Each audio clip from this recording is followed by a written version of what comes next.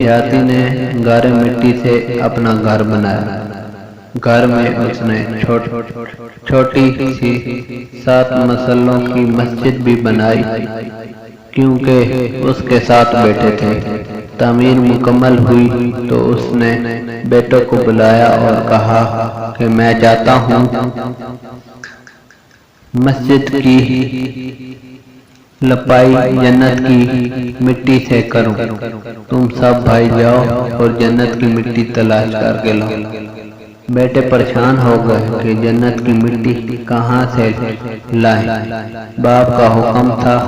6 بیٹے ڈھونڈنے نکل کھڑے ہوئے، جبکہ سب سے چھوٹا اور 7واں بیٹا بیمار تھا، گھر پر ہی رہتا تھا۔ بھائی شام کو تھکے ہارے خالی ہاتھ گھر لوٹے تو کیا دیکھتے ہیں کہ چھوٹا بھائی بوری میں مٹی بھر کے بیٹھا تھا۔ باپ نے پوچھا، بیٹا گھر بیٹھے تجھے جنت کی مٹی کہاں سے مل گئی؟ بیٹے نے کہا، سارا دن ماں کے پیچھے پیچھے پھرتا رہا، جہاں جہاں وہ قدم رکھتی تھی وہاں وہاں سے مٹی اٹھا اٹھا کر جمع کرتا رہا۔ یہ وہی مٹی ہے۔ جب ناخن بڑھ جاتے ہیں تو ناخن ہی کاٹے جاتے ہیں، انگلیاں نہیں۔ بالکل اسی طرح جب کسی رشتے میں غلط فہمیاں پیدا ہو جاتی ہیں تو غلط فہمیاں ختم کرنی چاہیے، رشتے نہیں۔ اپنا خیال بھی اہم ہے، لیکن سب سے اہم خیال اس کا ہے جس نے تجھے سابق خیال بنایا۔ انسان دوسرے انسان کو جو سب سے بڑا تحفہ عطا کر سکتا ہے وہ وقت ہے۔ اس سے قیمتی تحفہ انسان کو نہیں دے سکتا۔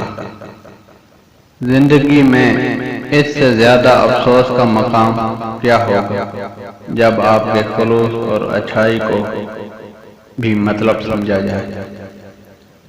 علم وہ نہیں جو آپ نے سیکھا ہے، علم تو وہ ہے جو آپ کے عمل و کردار سے ظاہر ہو۔ آپ اپنی منزل پر کبھی بھی نہیں پہنچ پائیں گے اگر راستے میں بھونکنے والے ہر کتے کو پتھر ماریں گے۔ سوچ اچھی ہونی چاہیے کیونکہ نظر کا علاج ممکن ہے لیکن نظریے کا نہیں۔ جب انسان اپنی غلطیوں کا وکیل اور دوسروں کی غلطیوں کا جج بن جائے تو پھر فیصلے نہیں ہوتے، فاصلے ہوتے ہیں۔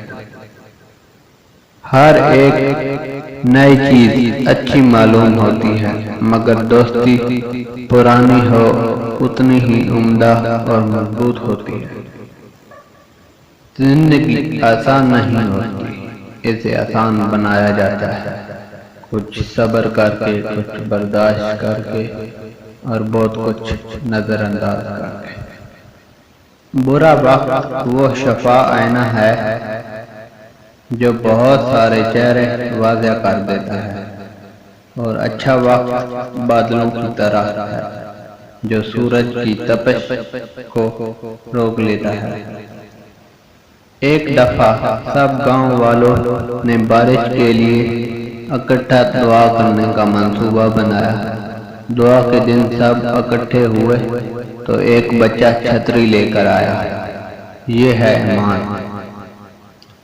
اگر ہم بچے کو ہوا میں پھینکتے ہیں تو بچہ ہنستا ہے کیونکہ اسے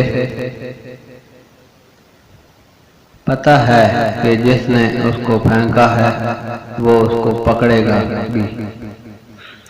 یہ ہے یقین۔ ہر رات کو ہم بستر پر جاتے ہیں، ہمیں اپنے دوبارہ اٹھنے کا نہیں پتہ ہوتا، لیکن پھر بھی الارم لگاتے ہیں۔ یہ ہے امید۔ اس لیے ہمیں اپنے اللہ پر ایمان، یقین اور امید ہونی چاہیے۔ ایک دفعہ مجھے عراق کے کسی گاؤں میں رات ہو گئی۔ میں ایک مسجد میں گیا لیکن چوکیدار نے مجھے وہاں سے نکال دیا۔ میں مسجد سے باہر فرش پر سو گیا۔ چوکیدار نے مجھے پاؤں سے پکڑا اور گھسیٹ کر مسجد سے دور کر دیا۔ ایک خدا تراش آدمی نے مجھے اپنے گھر لے گیا۔ وہ شخص چلتے پھرتے اٹھتے بیٹھتے ہر وقت استغفار پڑھتا تھا۔ صبح ہوئی تو میں نے اس شخص سے پوچھا کہ کیا آپ کو استغفار پڑھنے کا کوئی فائدہ بھی ہوا؟